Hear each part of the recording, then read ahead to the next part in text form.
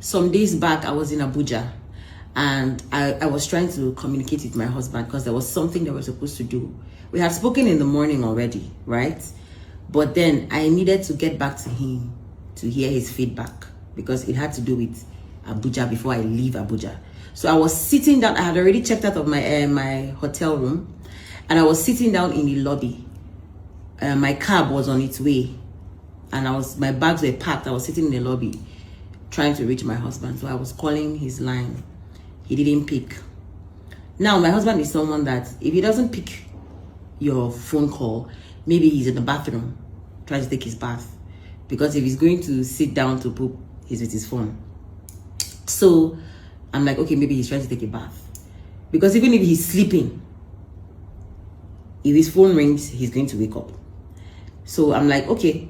I tried calling. I waited for the appropriate time that I felt like he must have been done from taking his bath.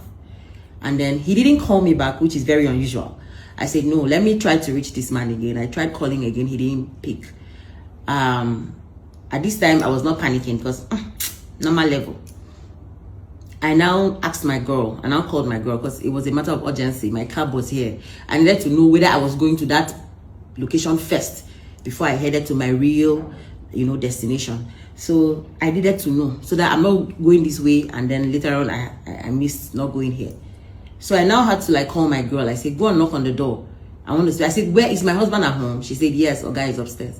I said, oh yeah, go and knock on the door and I want to speak to him because wherever he is, if you knock on the door, he will surely answer. If he's sleeping and you knock on the door, he will hear you and wake up. She went there, knocked on the door, knocked and knocked and knocked, and she said, Oga is not answering, but he's inside. I said, oh, that's actually very unusual. My husband is not someone that can sleep through a knock, even as little as opening the door. Me, I'm someone that is very deliberate about noise.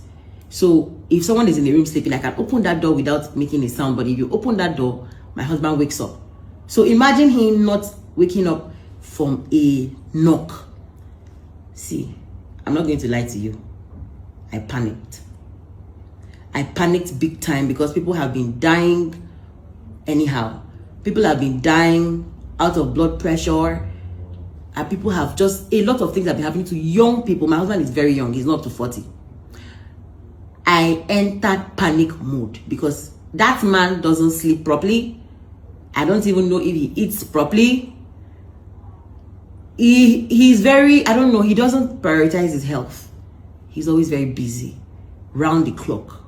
So I started panicking. I said, go and knock the door again. She went, knocked the door. He didn't respond. I said, let me start calling George, his CSO, to come upstairs because most times my husband sleeps naked. So I can't tell my girl to burst into the room, which was the first thing I wanted to do, open the door and enter.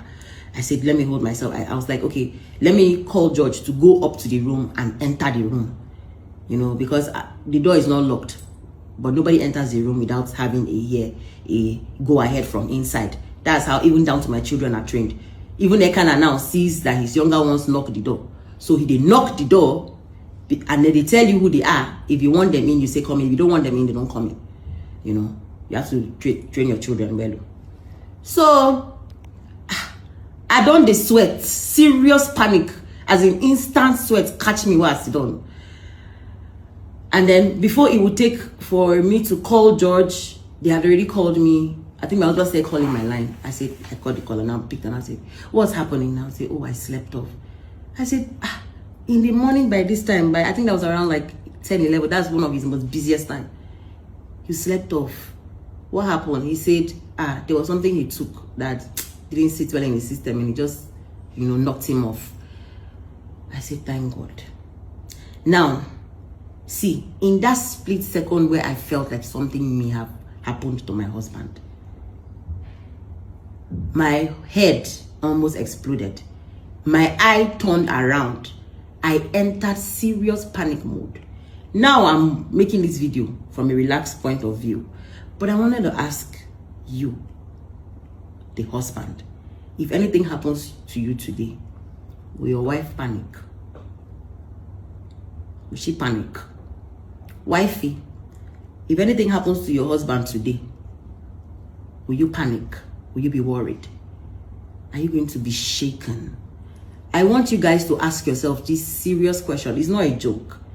Because if something would happen to your husband and you don't fear losing him, you're not scared, or you the man, if something happens to you and your wife is not scared to lose you, she doesn't enter panic mode, you guys have to sit down and reevaluate your relationship.